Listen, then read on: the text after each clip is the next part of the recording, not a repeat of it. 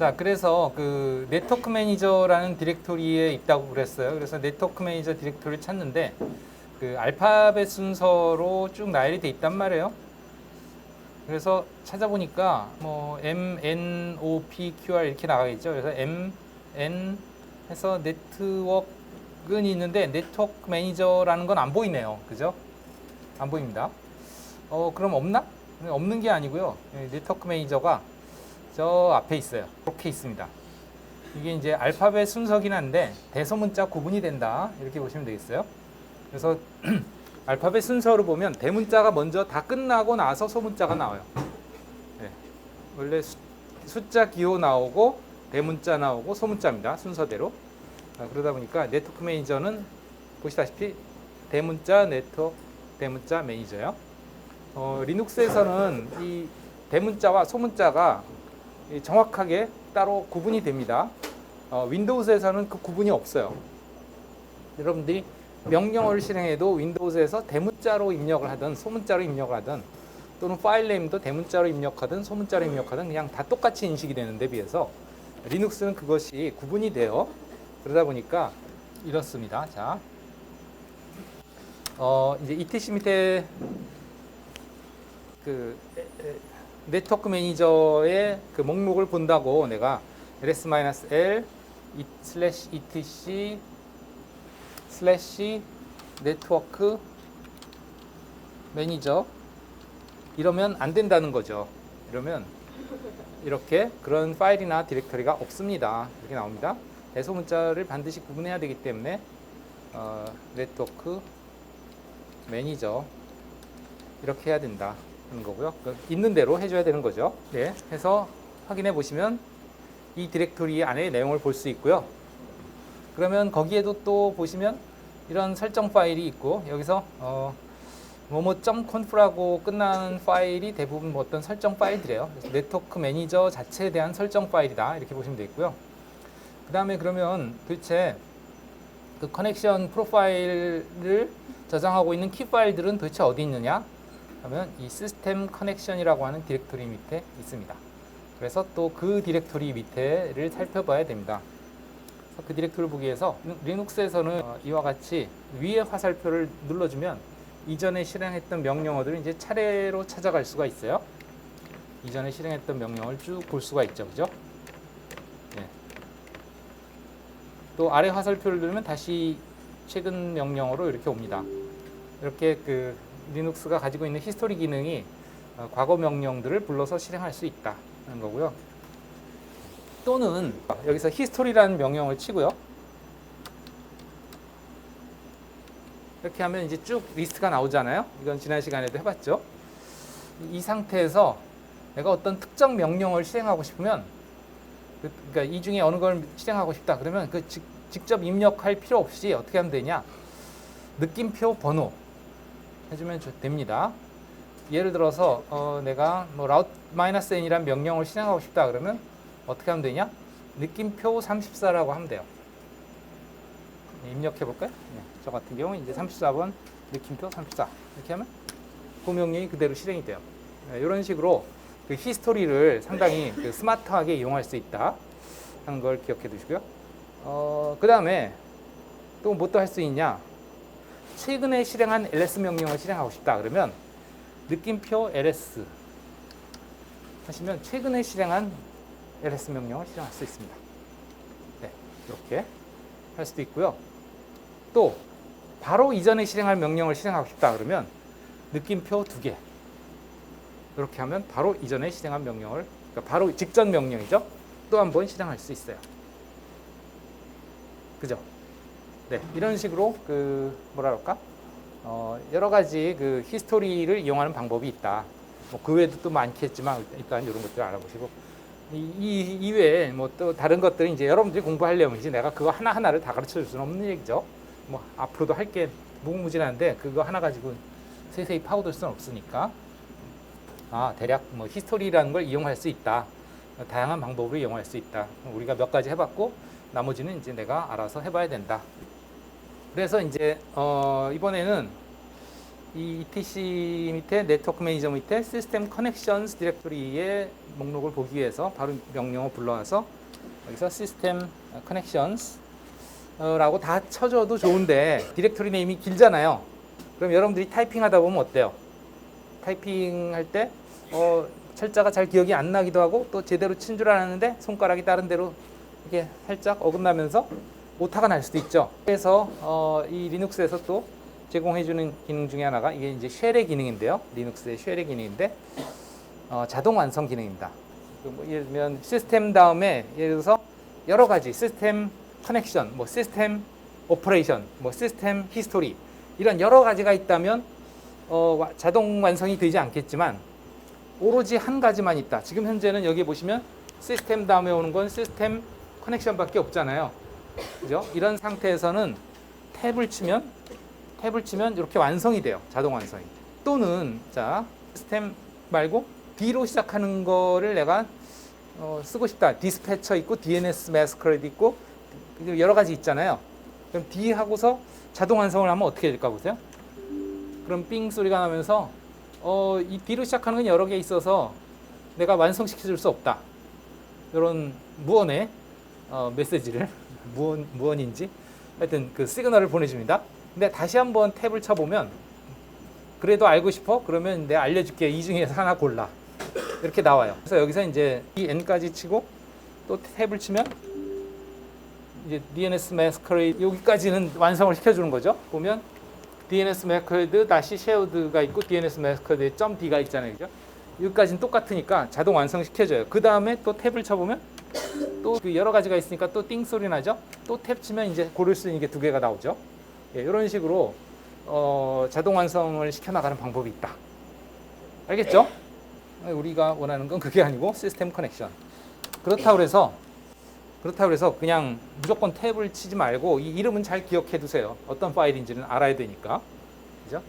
이 디렉토리가 어쨌든 etc 밑에 네트워크 매니저 밑에 시스템 커넥션 디렉토리에 그러한 키 파일이 저장이 되어 있다 하는 거고요. 지금 현재 저장이 되어 있는 키 파일은 ens160.nm 커넥션입니다. 이 파일의 내용이 그러니까 이 ens160 프로파일에 해당하는 내용이 들어가 있다 하는 거죠. 그러면 그 파일의 내용을 보기 위해서는 결국은 뭘 해야 되냐 여러분들이 캣을 해야 되겠죠. 캣해서 이 파일을 지정을 해주면 이 파일의 내용을 볼 수가 있는 거죠. 네. 그래서 캣 해가지고서 etc 밑에 네트워크 매니저는 아마 n자만 치면 하나밖에 없을 거예요. 그죠? 네. 그 다음에 시스템 커넥션 밑에 하나밖에 없죠. 뭐 ens160.nm 커넥션 이런 식으로 뭐 탭을 눌러서 한번 자동 완성을 해봤습니다. 네, 모든 그 프로파일들은 이름이 .nm 커넥션으로 끝납니다. 파일이 저장된 키 파일들은. 그래서 요것들이 이제 각 어댑터에 설정할 수 있는 그런 뭐 IP 관련, 뭐 네임 서버 관련, 게이트웨이 관련 뭐 이런 것들에 대한 정보를 저장하는 키 파일의 확장자다. 이렇게 이해하시면 되겠습니다.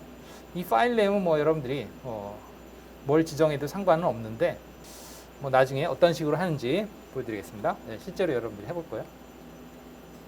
어쨌든 중요한 거는 캣이라는 명령어로 이 파일의 내용을 보고 싶은데 그 파일의 위치까지 풀로 다 지정을 해줘야 된다 하는 거죠. 자, 이렇게 해서 보시면 허가 거부라고 나오죠. 그죠? 이거는 왜 그러냐면 내가 지금 누군가 봅시다. 나는 제이스 리죠. 그죠?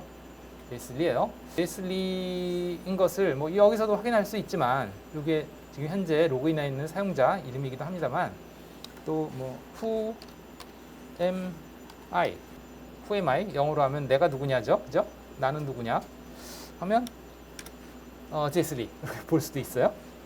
나는 제이스 리인데요. 자, 이 파일의 목록의 그 결과를 보겠습니다. 목록의 결과를 보면 어떤 식으로 나오느냐. 자, 여러분 오늘 하는 것들은 되게 기본적인 거이면서 되게 중요한 것들입니다. 예, 아주 기초적인 그 리눅스의 커맨드들 또 개념들 입니다. 이 파일의 정보를 보면 이렇게 있죠. 그래서 뭐 이거는 파일 네임이고 이거는 최종 수정일이고 아마도 이 최종 수정일이 언제냐 하면 여러분들이 이 시스템을 설치할 당시일 거예요. 설치할 때 이게 자동으로 만들어지거든요. 네, 이 설정 파일이. 그 다음에 이게 파일의 사이즈고, 그 다음에 이게 이 파일의 소유자입니다. 소유자. 이 파일이 누구 소유냐 했을 때 이 시스템을 설치할 때 루트의 권한으로 설치가 되기 때문에 그 설치자인 루트 사용자가 이 파일의 소유자고요. 이 뒤에 나오는 거는 소유 그룹입니다. 그룹. 그 리눅스에서는 사용자를 어떤 사용자 아이디로 사용자를 식별을 할 수도 있지만 그 사용자가 속한 그룹도 또 있을 수 있어요. 그래서 어떤 사용자가 어느 그룹에 속하게 이렇게 지정을 해줄 수 있다는 거죠. 그룹을 만들어서. 그러면 일반적으로 사용자는 디폴트로 자기 이름과 똑같은 그룹이 하나 생성이 돼서 거기에 속하게 됩니다. 그게 디폴트예요. 그런데 이제 필요에 따라서 그룹을 더 만들어서 그 그룹에 그 사용자를 소속하게 설정을 해줄 수도 있어요. 그건 우리가 나중에 이제 해볼 건데요. 지금은 어쨌든 이 루트 사용자이고 루트 그룹이 이 파일에 대한 소유권이 있다, 권한이 있다, 이렇게 보시면 되겠고요. 그러면 이 파일은 어떤 권한이 있느냐 하는 것들은 또 여기에 나와 있어요. 중요한 개념들입니다. 지금 얘기하는 것들이 그 파일의 소유권의 개념, 그 다음에 파일의 권한의 개념, 이런 걸 얘기하고 있어요. 여기에 표시된 것들 중에 맨 앞에 나오는 이것은 파일의 유형이라고 그랬죠. 그래서 이 파일은 마이너스이면 일반 파일이다 그랬어요. 아까 이런 건 디렉토리다 그랬죠. 그 다음에 나오는 이 부분이 어떤 거는 뭐 RW 마이너스 여기선 RWX, R-X, R-X 뭐 이렇게 돼 있잖아요. 그죠? 이런 것이 도대체 뭐냐 하는 거예요. 그래서 이것이 나타내는 의미가 이제 권한입니다. 권한. 이 파일에 대해서 뭔가 할 수 있는 권한들이고요. 그러면 이 권한들이 어떻게 세팅이 되어 있냐면 그 사용자 그 유형에 따라서 이렇게 세 개의 카테고리로, 여기도 마찬가지로 이렇게 세 개의 카테고리로 되어 있습니다. 그래서 여기가 이 사용자의 권한이에요.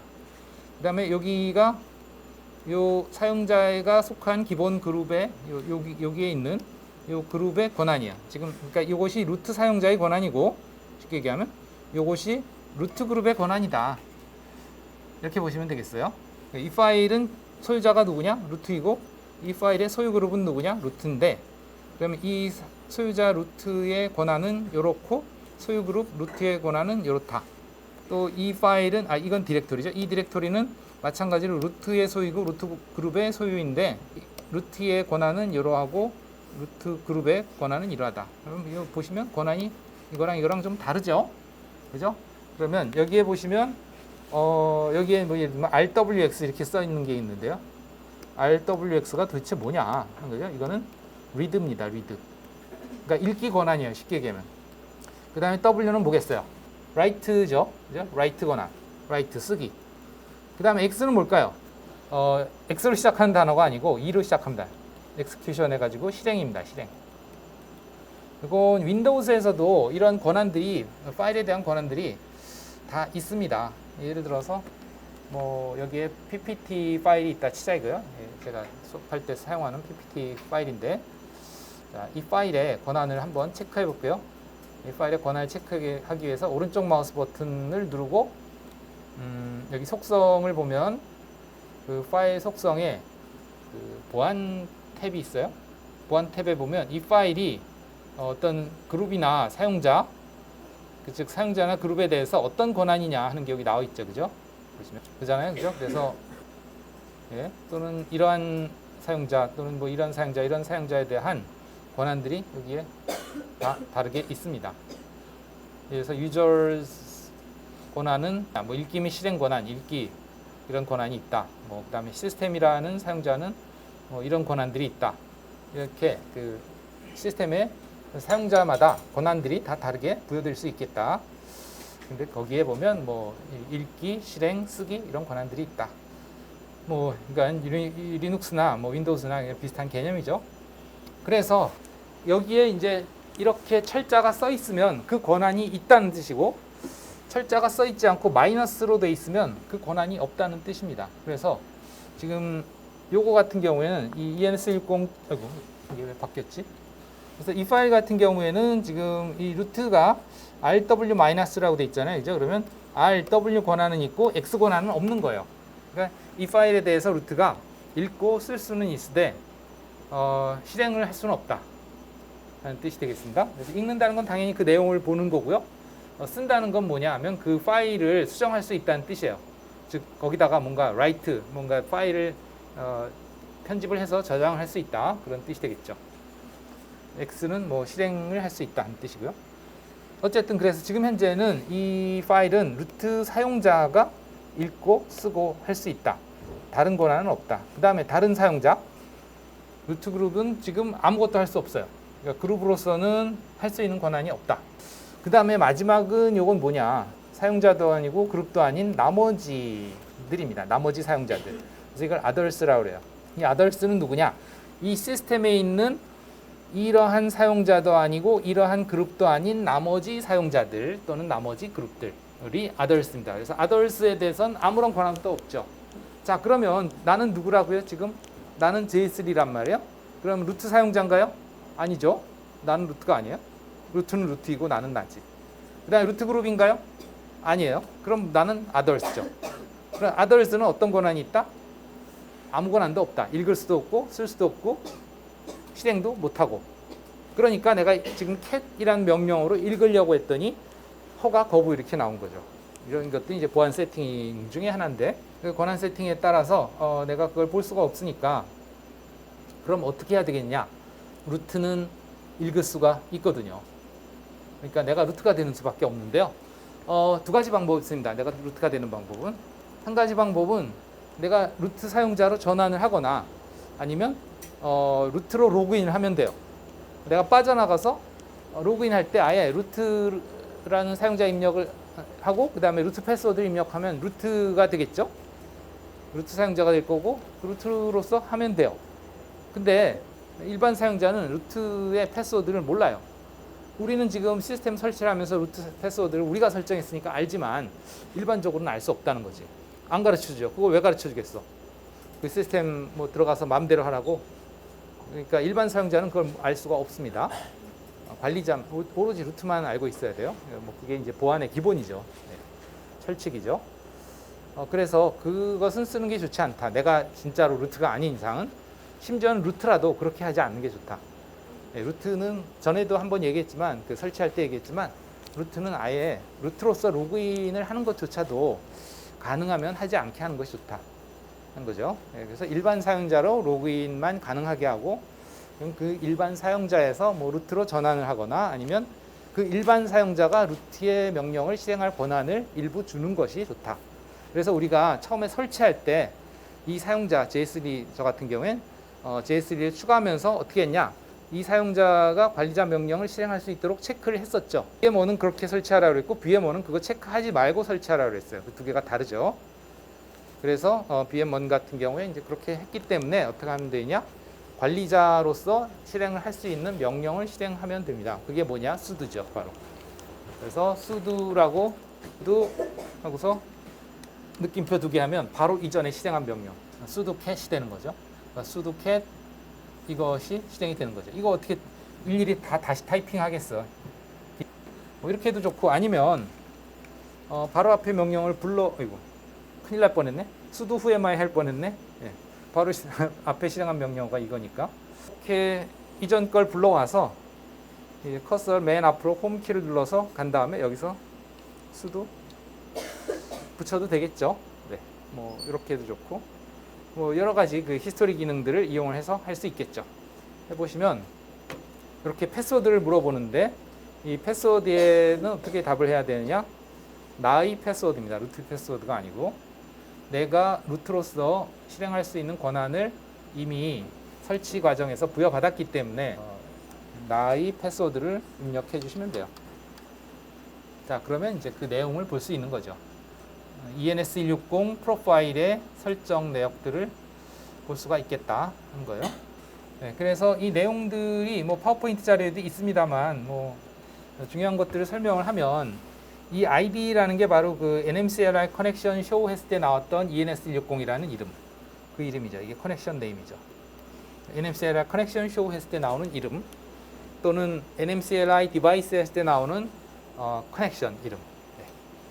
그다음 UID도 마찬가지로 아까 봤던 그 커넥션의 UID, 그다음에 타입 이더넷 이것도 그 연결된 이 프로파일이 적용된 어댑터의 종류, 기술적인 종류, 뭐 그런 것들. 그다음에 인터페이스 네임 이것이 이제 그 적용된 어댑터, 이더넷 어댑터죠. 그다음에 타임스탬프 이거는 최종적으로 적용된 시간입니다.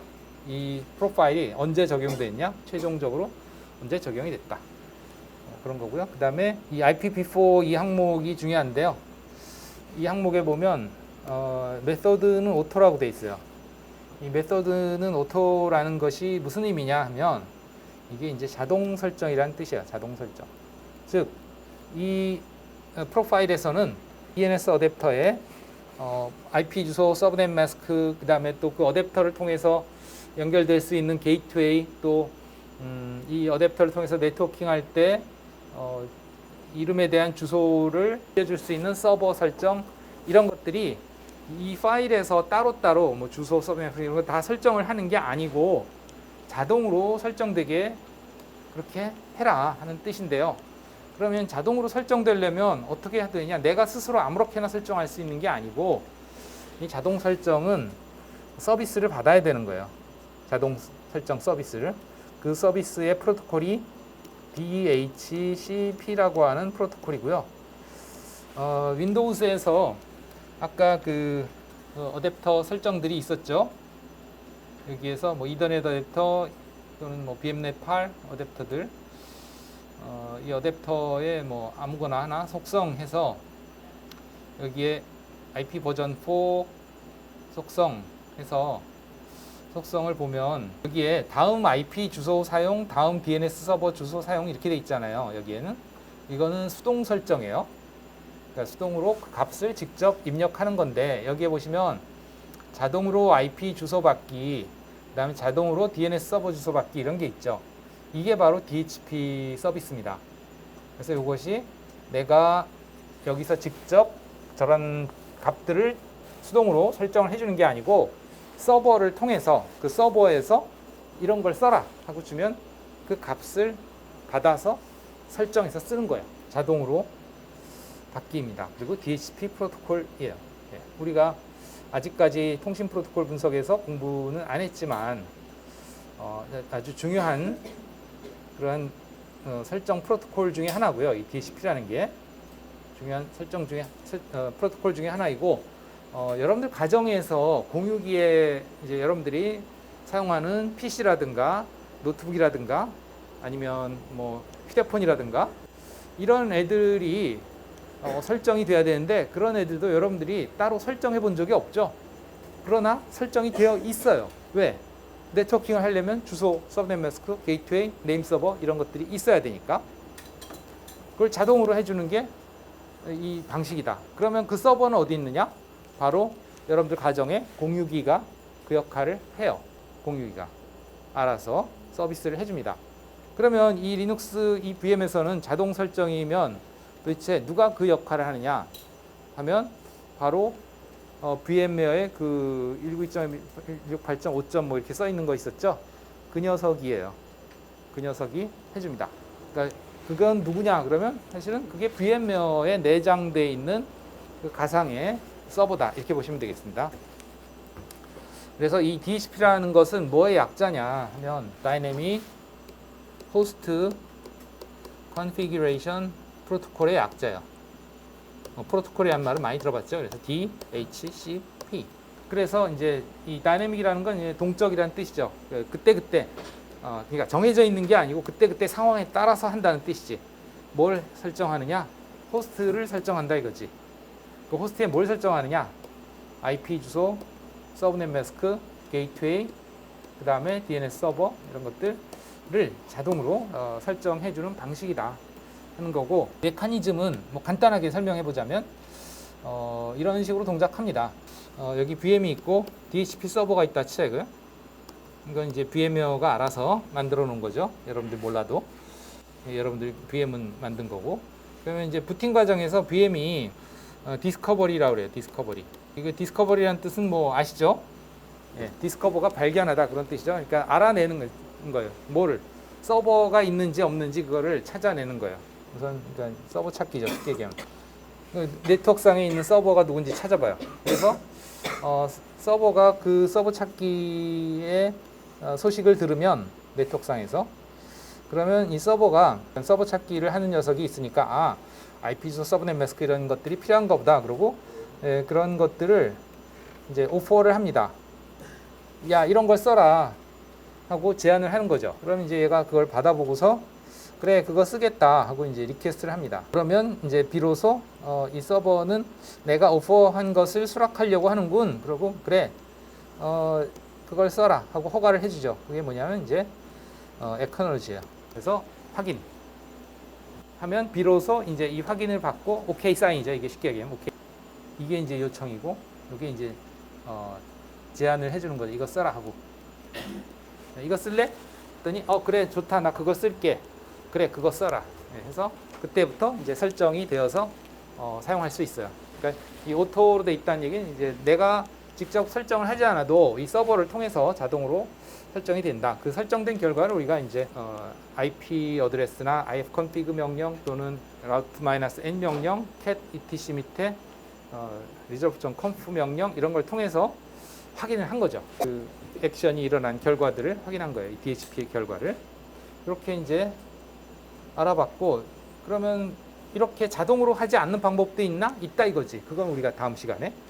그 다음에 지금까지 했던 이런 명령들 중에 방금 아까 얘기한 그 뭐 IP 주소, 서브넷 매스크, 게이트웨이, 그 다음에 DNS 서버 뭐 등등 이런 것들을 따로 명령으로 봤었잖아요, 그죠? 한 세 개의 명령 세트로 IP 어드레스, 그 다음에 cat etc 밑에 resolve.conf, 그 다음에 route-n 이렇게 여러 가지 명령으로 따로따로 봤었는데 그런 것들을 한꺼번에 확인할 수 있는 명령이 또 NMCRI에서 제공이 되고 있어요. 그래서 그 명령을 실행해 볼게요.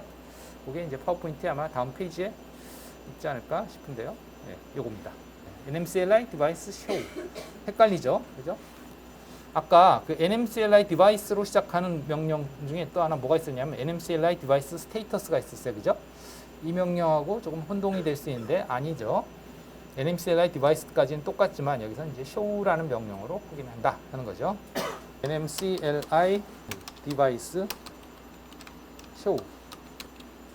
네, 디바이스라는 게 이제 NIC들을 의미하는 거예요. 그러니까 NIC들에 대한 설정 정보를 보여달라. 상세 정보를 볼 수가 있어요. 그러면 이제 마치 그 ipconfig 명령과 비슷하게 이 디바이스, 즉 NIC에 대해서 이렇게 섹션으로 구분이 돼서 상세한 정보를 보여주고 있죠. 그러니까 요거는 이 ENS160 디바이스에 대해서 보여주고 있는 거고, 요거는 LO라고 하는 룩백 디바이스에 대해서 보여주고 있는 거죠. 라인이 한 화면에 다 안 나오니까 지금 나오다가 말았는데요. 계속 보고 싶으면 스페이스바를 누르시면 계속 볼 수가 있습니다. 그래서 지금 30번까지 끝이고 여기 엔드가 나오면 이제 다 보여줬다는 뜻이고요. 여기서 빠져나가시려면 이제 Q를 눌러서 빠져나갈 수 있겠어요. Q. 어쨌든 그래서 여기 보시면 ENS160 어댑터에 대한 설정, 그 다음에 룩백 인터페이스에 대한 설정 이렇게 볼 수가 있겠다 하는 거고, 이 부분을 봅시다. 이 부분 우리는 ENS160에 뭐 초점을 맞춰서 보겠습니다. 그러면 ENS160 어댑터는 뭐 이름이 이거고, 그 다음에 그 기술이 이 이더넷 기술을 쓴다. 그 다음에 맥 어드레스, 그 다음에 그 커넥션이 어떤 것이 적용이 돼 있냐? ENS160 프로파일이 적용돼 있다 하는 거고, 그 다음에 여기 IP 주소 나오죠, 그죠? 그 다음에 게이트웨이 나오죠. 물론 이제 서브넷 매스크 나오고, 그 다음에 네임 서버가 DNS 여기 나오죠, 그죠? 그리고 이 부분이 이제 IP 라우트 명령으로 나왔던 명령 중에 하나고, 여기에 보면 이 부분이 게이트웨이입니다. 이게 이제 NH가 뭐의 약자냐? 이게 전부 다 뭐라 그럴까? 그 약어로 돼 있어서 잘 모를 수가 있는데, 이 NH라는 게 이게 넥스트 홉의 약자예요.